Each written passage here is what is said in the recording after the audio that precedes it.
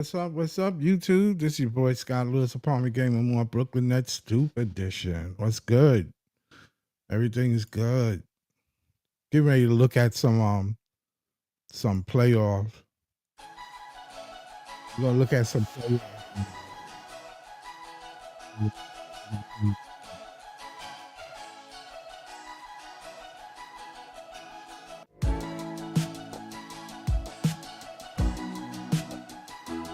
Okay, let's move on to the playoffs. Let's check this out. See the playoff list.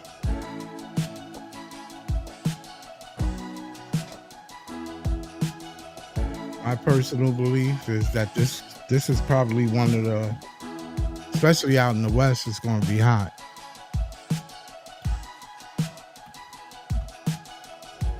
Let's take a look at the playoffs.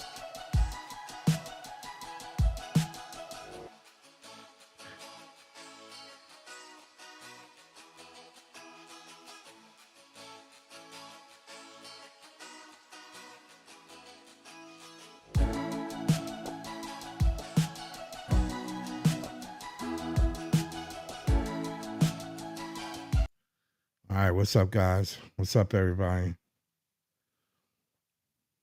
I'm gonna put the link in the chat, so in case anybody wants to come in.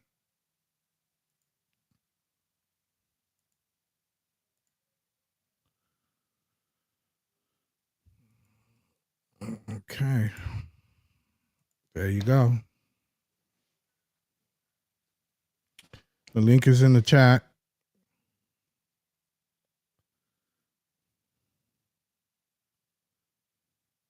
So my personal thing is the Brooklyn Nets had a rough season. You know, as a Net fan, I had a rough time, but it's over. We looking forward to the draft picks. But meanwhile, back into the playoff picture, this is going to be interesting this year because some of these teams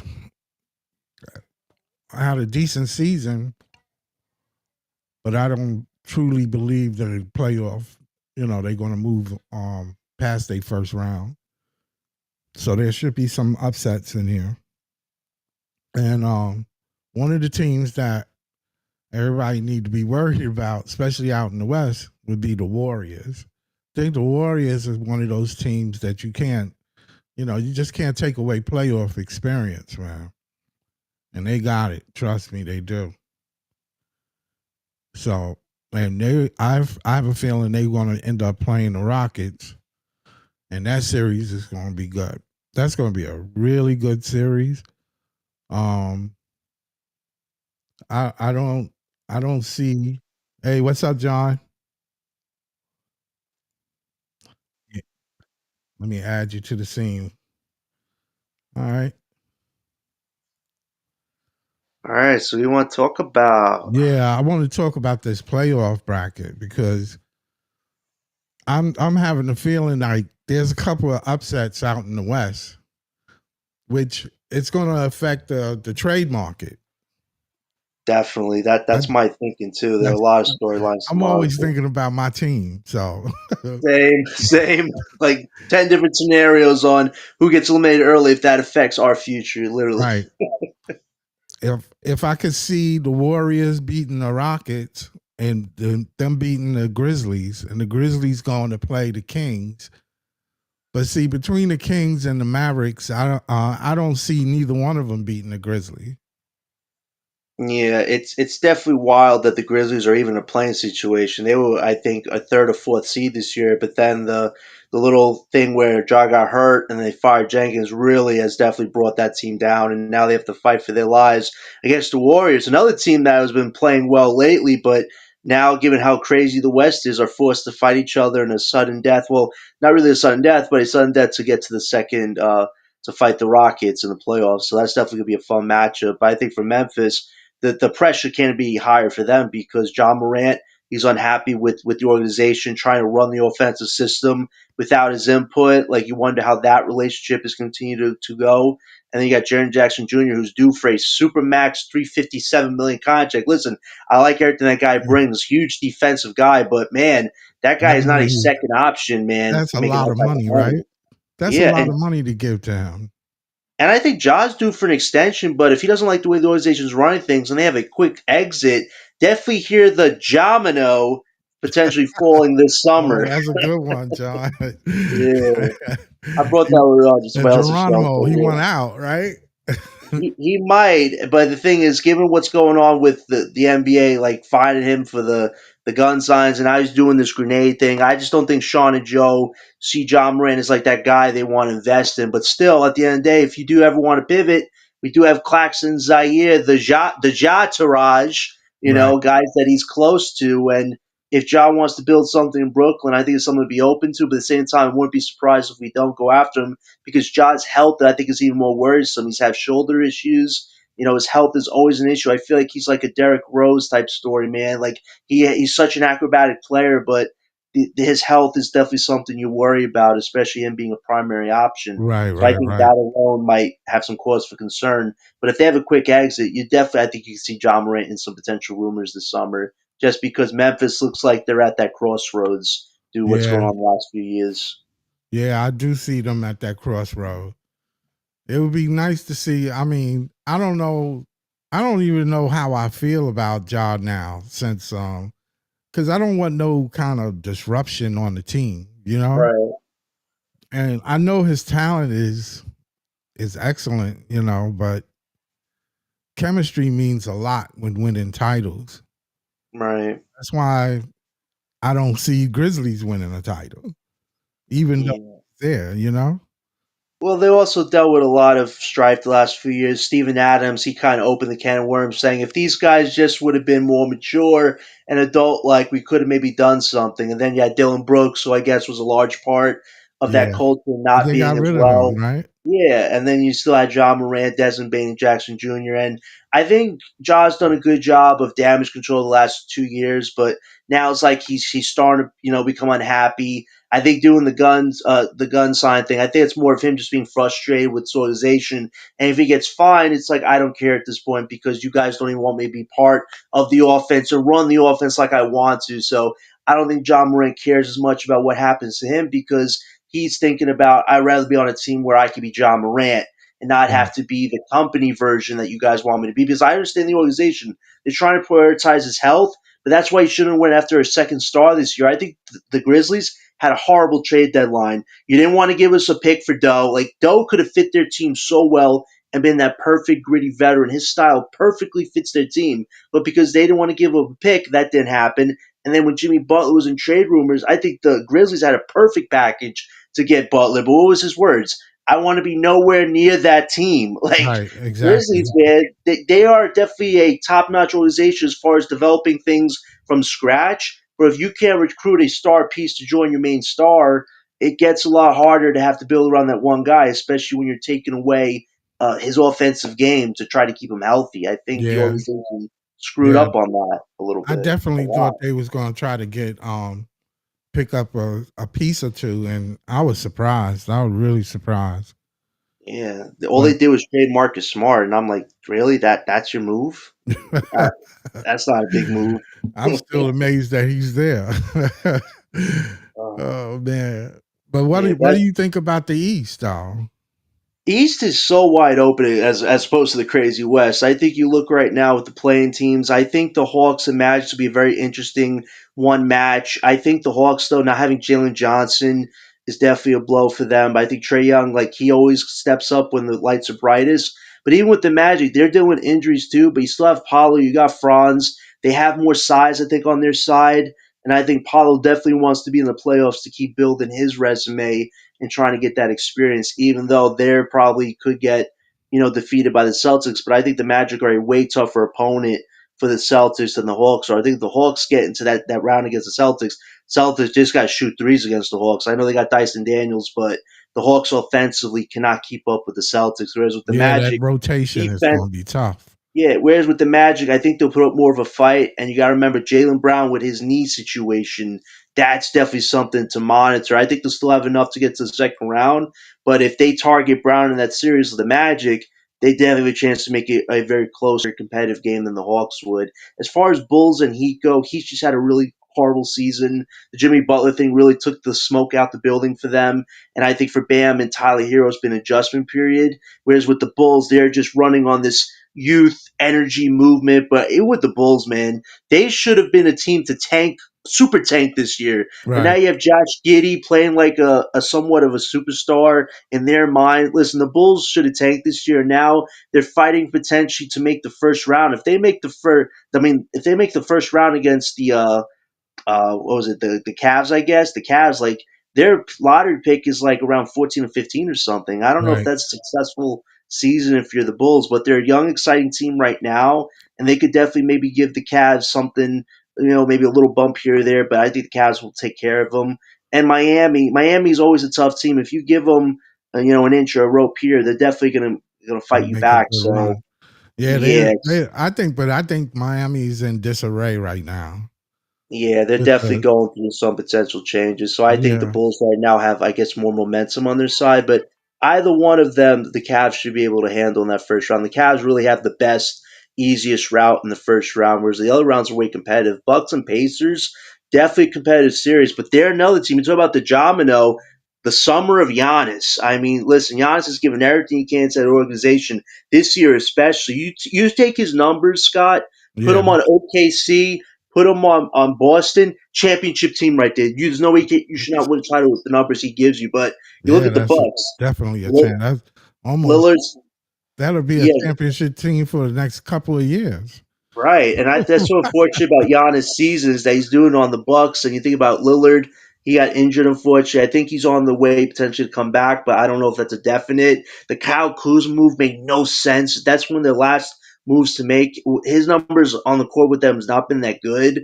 And then you look at the piece around, and Bobby Portis got he's suspended for the drug thing, but he's back now. And Lopez, he still knocks down threes, so defensively he is slowing down. So this series against the Pacers just have a lot more weapons than the Bucks do. And if Giannis can't get a break in this series, which he's probably not, Giannis might get gassed out, and I think the Pacers might have the edge as those late Yeah, quarters they'll wind run them down. So, down. They'll run them so yes, down. you could say Giannis is the best player in that series, but in this scenario, I think the team dynamic will play a part in the I Pacers' think the favor. Pacers are a better team. Yeah. But Giannis could definitely make it interesting. But I'm telling you, Oh if the yeah. Bucks Oh lose the no, I first don't round, underestimate I them. think he's out. I think Yeah, Giannis is out. There's no way I could see him stay on the team. They have no options left. Lillard has a $60 million option coming up this summer, and they really have no flexibility. So really, you look at Memphis on the West as a potential effect with Ja. You look at the East with Giannis. If they have an embarrassing early exit, I think Giannis asks out this summer, and the NBA gets turned upside down because there are some teams that would have to give up a fortune to get him, but there are definitely some teams like that I don't would want to say do it. Brooklyn, but who would probably want to get him because they see him as like a plan A guy to still build around because he has 4 or 5 prime years left. So definitely got to monitor that situation. Yeah, you think he has 3 more years, 4 more years? I think he's got a good four. I think the thing with Giannis though is like this is why it doesn't make sense for Brooklyn right now because you have to give up a lot of pieces and you probably have to get a second star. If the Nets don't draft a top 3 star prospect, trying to pair Giannis with whatever would not make sense. Whereas if you do get a star prospect, maybe there's an idea like, hey, we can live in the present with Giannis, but Giannis is kind of like that mentor superstar that could build up that prospect.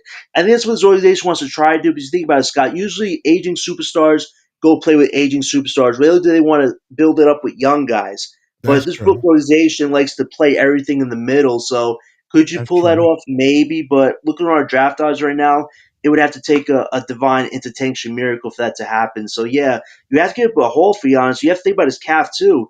If Giannis plays all these minutes on this team compared to what he's doing with the Bucks, that calf could snap at any time. And Brooklyn does not want to make a mistake like that. So yeah, you got to manage Giannis' health if the Nets do make a move with him or any team. I think OKC is probably in the best position to go after Giannis, but if they win the title this year, why would you want to get a superstar and break up what you got? But there's definitely going to be a team this summer that's going to want Giannis. It's just what is the price you got to pay for one of the top 5 best players in this league? I mean, if he goes to OKC, they will probably let some people go. Mm-hmm. It would They be a probably good thing for the Nets because he won't be in the East no more. He'll be in the right. West.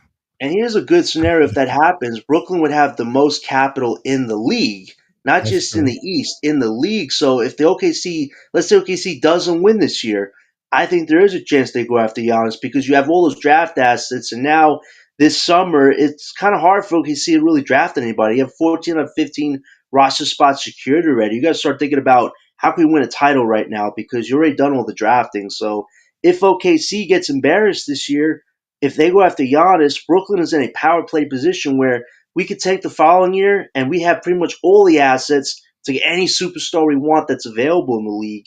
That could have a huge effect for Brooklyn if Giannis doesn't come to us but goes to Right. OKC. What about the Knicks and the Pistons? Oh man, I think some people are billing this, man. It's like the big title fight. I mean, you got like a bad boys Detroit Pistons 2.0 with these guys. They play with moxie, They play grit, really hard, man. man, in your face. Like I've seen some of their games. Like they just play hard from the get go. And you look at the Knicks this year. I think everybody has to take the bias out and look at what they really have been. They have not been what they were the previous year when you had Randall, Hartenstein. You They're a know, you had different all those. team. You had the culture guys. You Yeah. take those away, and you pretty much you trade Dante Vincenzo, Randall for Towns. You trade 6 first round draft picks for Bridges and you trade R.J. Barrett and Emmanuel Quickly to pay $40 million to OG. And what do they get you against the top team, Scott? A 0-10 record. Right. That is just that's very unserious. Well, And there's a saying: you made your bed, now you got to lay in it. you reap what you sow at the at the same time. But I look at the Knicks right now. But The they grit making is a not run. there. They making a run. They're gonna make a Yeah, run. They a I good. was I think they a decent starting five, but I don't think they a championship starting five. They don't got the bench. I mean, if No. Cameron Payne, Preston Chua, Landry Salmon are your main pieces, that's why Thibs don't want to play them because you're going to lose leads. And I would say this: Brunson and Towns are the top 1-2 combo. The Pistons really have Cade as the main combo, but still, the Pistons have depth. They Yeah, have they gritty do. defensive guys, and they have the right veteran mix. I think with the Knicks, They have those size guys coming are going off to that bench. I think with the Knicks, if they win 1 or 2, it's not going to. I think the Pistons will have a big fight against them, but man, it's going to be a grit and grind, especially you get to Detroit, because if these starters play all those minutes in the first 2 games, I think that gives Detroit an even bigger advantage in their ballpark in Detroit because they're still going to be ready to go. So, yeah, listen, I think it's the Knicks to lose, but the Pistons aren't scared of nobody. And I think Kate Cunningham, he is playing like a top 3 player right now. So that should not be taken lightly. And let's remember, Bridges, who was brought in for his defense, has just dropped the ball. I mean, Jason Tatum cooked him. Jaylen Brown cooked him. Darius Garland cooked him. Donovan Mitchell cooked him. Shea Gilgeous-Alexander all cooked Mikal Bridges because Yeah. defensively, this guy is falling off a cliff. And this is an interesting thing. His defense as a 6th or 7th man in the Suns, as opposed to being a starter, is completely different. This guy just does not play with any type of focus. And I just think that's a huge blow to the Knicks. So Bridges ain't stopping Kate Cunningham or OG, especially OG, who truly dropped the ball in defense. If those guys ain't stopping Cade, I think there's an upset there potentially, or at the very least a game 6 or 7. And if the Pistons do somehow win it, they earned it and deserved it. But if the Knicks somehow lose, woo, this It's summer gonna for be them is hot. going to look like what we went through with having to break up all big 3, but way worse. It's gonna be tough if they lose that series. I ain't Yeah, gonna it lie will to be. you. My thing is this though. They want to throw Thibs under the bus, but he's working with the roster he's got, and Yeah. he trusts the starters more than anybody else because the bench is not that good. But they want to throw him on the bus. What about Bridges and OG? One guy's making 40 mil, the other guy got traded for 6 first round picks, and he's due for an extension this year. If those 2 guys don't step up in that series, I'm looking at them. I'm not looking at Thibs. You get rid of the guy that is your last parts of your identity. If they Yeah. get a new coach next year, I think it'll get worse, Scott. If Yeah. this team already can't cooperate, nobody's thinking new coach is going to make them play any better. I think for the Knicks, if they don't figure it out this year, next year, I think we're looking great with those picks we got from them because the Knicks. I think Jalen Brunson knows he made a bad move with the Bridges thing, but now he's trying to save face, hoping Towns could back him up. Where Towns defensively is really bad. So I think the Knicks have a lot to prove in this first round A series. To get lot. round 2 or 3, this first round they got to prove what type of team they are. Yep. His contract is up too, right? Mikal Bridges. he's due for an extension this summer, but if they somehow get embarrassed in the first round, I think the Knicks got to look at some damage control. But people are saying, oh, they could trade a Bridges and Towns with a pick for a Giannis. Get out! That listen, the Luka thing was because there was a setup. Bucks are not going to take those two guys with one pick for Giannis. Yeah, he Come on, get stop it. 24 million this year. Yeah, that ain't gonna Next work. year. Like Next like year. like like you said, they're stuck with those guys. And the things with the Knicks, they can't figure out the next 2 years. It gets a lot harder, and they're gonna get older too. Like let's remember, Josh Hart's gonna be 30 next year, and he too is unsure of what his role is gonna be this year. Like the Knicks are gonna have to make a move or two this summer, not just with the coach. And if they don't show what they're brought in to do, I think the Nets look really good with the picks they got from them. So yeah, this is definitely gonna be a huge pressure. I think the Knicks thought the first round would be very easy, but the Pistons are embodying everything the Knicks are supposed to embody. That's what I thought. When I Yeah. last seen them play, the Pistons look like the Knicks. I Mhm. thought it was the Knicks playing. It's Yeah, like they but switched identities, like that movie with Nicolas Cage, A Face Off, where they switch faces. yeah, yeah. With So I Travolta, that's I funny. still see Cleveland and the Celtics going for the East. Yeah, You the know, Cavs. I think the Cavs have the most pressure out of anybody, and I'll be honest. I give them a lot of credit. Getting DeAndre Hunter at the trade deadline, that was a that was great the move. move to make. You needed to turn a big four into a big five to give yourself the best chance against the Celtics. And the Brown injury, I think, gives the Cavs that advantage because now everybody looks at Darius Garland as the weak link on the defensive side of this team. Now you look at Jalen Brown because Brown does not look comfortable out there. He is moving slow, and defensively, he's not making an impact. So I think that makes a very even matchup. So, but for the Cavs, though, they put all their draft capital into Mitchell, Garland, Mobley, and Allen. If they don't win these next 2 years, Mitchell has an opt out after his third year. If they're Okay, not a championship team these next 2 years, I think Mitchell leaves, and I think that makes the Cavs road a lot harder. Like the Cavs are a very exciting team, but most of their draft capital is gone. They don't have a first round pick till 2031. That's about 6 years away. So their window is now or never. And if they could somehow beat the Celtics, then the Celtics have to start thinking about their future. They have new ownership, one of the most expensive teams. And if they don't win, you look at guys like Drew Holiday and Porzingis on the contract, they might have to move those pieces. So I think for the Cavs and Celtics on both sides, the right. pressure is on for them. One has to win, and if the other doesn't, their timeline gets smaller. So Yeah, definitely that's going to be a top notch battle for sure if that I happens. have one more question for you. Just Hmm. one. Who you think gonna win the title? Oh man, you see, you give me the toughest question. You're supposed to give me the I mean, easiest that's question what at the end. everybody's playing. I personally think all right, not even a title. East and the West Conference champions. Mm, Who you think will be the Eastern champions, Eastern Conference champions? I think right now for me it's the Cavs to lose because I think with the Yeah, Celtics, I agree. Jalen Brown's injury, it's really a scary injury because he's taking pain management injections, which Yeah, is not getting rid of the pain. That's just trying to keep it steady. And right, I hope he doesn't get injured in the playoffs. But obviously Brown is playing at 50% right now. So remember, Tatum without Brown, he tends to choke in the playoffs. So I think the Cavs have momentum. It's really theirs to lose. With the right. West, OKC, it's really Okay. theirs to lose. Oh, so you So think the young guy's gonna win? I think right now it's the coming of the new guard, Scott. We're in a new Okay. era of All right. basketball. This draft is kind of like that new era, and I think you look at the LeBrons, the Currys, and KDs. KD's not even in the playoffs. Like that era is coming to an end, and this young era is definitely on the rise. I think OKC and Cavs would be a fun matchup, and I know some people are going to say, "Oh, it's not good for media because it's not the Celtics or the Lakers." You definitely want to see new Right. teams definitely on the rise, especially teams that have the talent. Right. So I think Right. OKC and Cavs would be one hell of a matchup because it's two new eras coming together and trying to create new dynasties. So, but yeah, I Oh, really think overall it's OKC's to lose. Shay's and I think he's going to be MVP of this year. That team is balanced top to bottom, and it's really is theirs to lose. If the Cavs could somehow win it all, like I told you, their timeline is now or never. That definitely gives them more of a longer leash as far as their future goes. Whereas OKC, they could just make a move for Giannis if they right. don't win. So I think right now, looking in the East and the West, it's Cavs or OKC's to lose. And the only Okay. other teams that could potentially upset them are Boston. For the West, it's tough. Who's that second team? I kind of want to say it could still be the Nuggets because Nikola Joker is obviously one of the best players, but given what happened with the coaching firing and all that, if they can't do the first round with the Clippers, I mean, that It'll be what the more can you say at that Rockets. point? Rockets, they're going to make a lot of mistakes. I think for them, how can they do in closing quarters?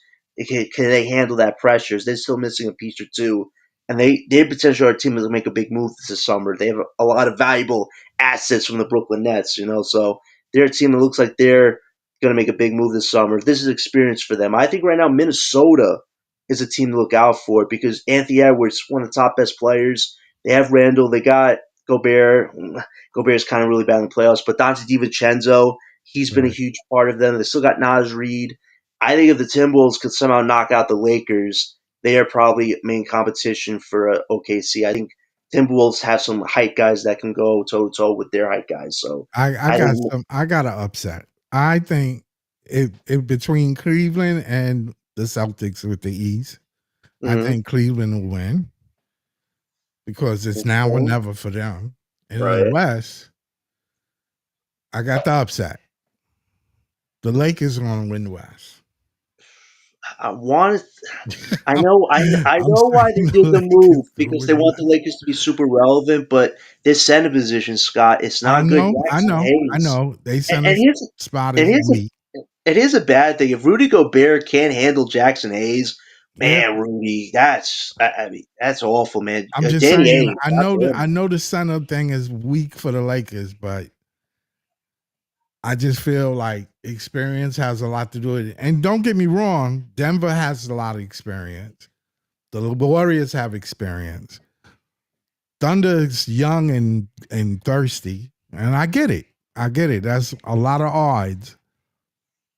But I just have this feeling. You know how you have a feeling about a team? It just seemed Yeah, like the Lakers got it going on right at the right time. right. And let's That remember, trade was a great trade for them. right, and still LeBron James in the playoffs is always a dangerous beast I mean, animal, they can go on wherever a you want to run. I call it. really believe that. Right, and let's remember, this is LeBron James coming towards the end of his career. Who knows? He has one or two more years left, so like he's definitely going to put his all into it. I say with the Lakers, Jackson Hayes and Alex Lynn, their center position is just so weak right now. Like if Minnesota doesn't take advantage of that with Naz Reid or Rudy Gobert should give you some type of offense in this series. If you can't go toe to toe with Jackson Hayes, man, Rudy, awful man. Like, what more can you say at that point? But yeah, if the Lakers get past Minnesota, they definitely are a potential threat against OKC.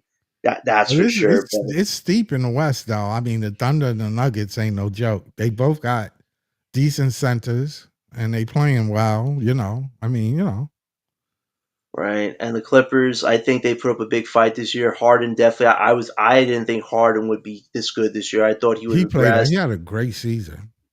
Phenomenal. I mean, like it's like Houston Harden, but way more balanced. Like he actually trusts his teammates. He The ain't pushed it. defensive system they created actually fits James Harden and Kawhi Leonard. That guy's turning back the clock, man. I mean, I hope he He, stays healthy as long as he can for his career because that leg injury is definitely shaky at best. But he is turning back the clock. But still, Nikola Joker, who can stop him on the Clippers? So I know Zubats has played really good lately, but besides Zubats, who the Clippers have as far as to back up him? I Ben don't know. Simmons? Nobody. Yikes. I, They ain't got nobody. Ain't got no answer for that. like they're gonna ride the Joker the Nuggets are to try to beat the Clippers, Yeah, and but he as can't long win as the Joker's title healthy, by they himself. got a shot. But yeah, I think the Clippers are definitely a team to look out for if they get past the Nuggets because I think the Clippers are one of the top defensive teams in the Western You Conference. think So that could firing the definitely. coach would upset the Nuggets the way they play? You think they I in think turmoil? I've been telling you this that if Nikola Joker ever asks out, the NBA world's going to go through an earthquake Yeah, type it'll be a big reaction. thing. Like you talk about holes and what type of fortune to give up for the guy. How about Yeah. the mansion, the sink, the house, the Maserati? You have to give up everything for somebody like that. But I think it's wait and see with the Nuggets. But I will say this though, financially they don't have a lot of wiggle room. Their draft capital is really not there anymore and they really have a young type of group of guys. The Russell Westbrook move did not work like they thought they would. And you also have Michael Porter Jr., whose contract is not that good, and his numbers went down this year. Aaron Gordon dealt with calf injuries, and Murray, he just got a new contract that's about to kick in this year, and his legs are starting to give out a bit. So Joker, as much as I think Joker wants to be there, the sum is not adding up to the pieces around him. So I think for Joker right now, he's going to give him maybe another year or two, but I would not be surprised if he somehow apps out of his deal in 2 years. But I think he has an option for 2027 and test free agency because at the end of the day, he wants to win. He's a very Right. serious man and he loves the Nuggets, but at the end of the day, you can't love something that's not going to fight back for you. So Yeah, that's right. I think the day he leaves that team, every team's going to want to get him on the team. So maybe for Brooklyn, if we somehow do play our cards right and don't jump the ship too early, we might have cap space and assets to build something with Nikola Joker if he has out in 2 years. But that's definitely something to monitor with them Yeah, this summer if they yeah, have an embarrassing playoff exit. A lot of yeah. dominoes before the summer for sure. Right. I'm done. I'm done. I think we said enough about what we think about the playoffs. But anyway, you know what? I'm gonna get ready to go off. Thanks, John, for showing up. No problem, Scott. It's always good talking with you, man. If you want to have some good conversations this summer, I'll definitely try to make myself available. Yeah, I'm gonna And try to come up with some ideas to talk about. Well, I'm gonna do the draft. I'm gonna do the draft live, so I'm gonna broadcast it. Because nice. nothing else for a net fan to do but see where the balls fall at. Hey, if nobody's doing a show that day, I definitely wouldn't mind coming on with you for a bit to talk about this. I want to see our live reactions. The reactions are always the best thing. Maybe we'll try to get Ice and some people onto it if you're hosting it. Lady T to come on because she mentioned to me that she wanna check out the draft because she's interested in it. So Yeah, definitely bring her on that too. She definitely wants to learn more about it for sure. So that could be fun. right. All right, so I'll All right. definitely see you All around, right. Scott. And if you want to Thanks talk a some lot. basketball, Like, hit us up. subscribe. It's your boy Scott Lewis, Palmy Gang of More. Thank you, John, for showing up. No Talk problem, to man. y'all No later. problem. Peace. Peace.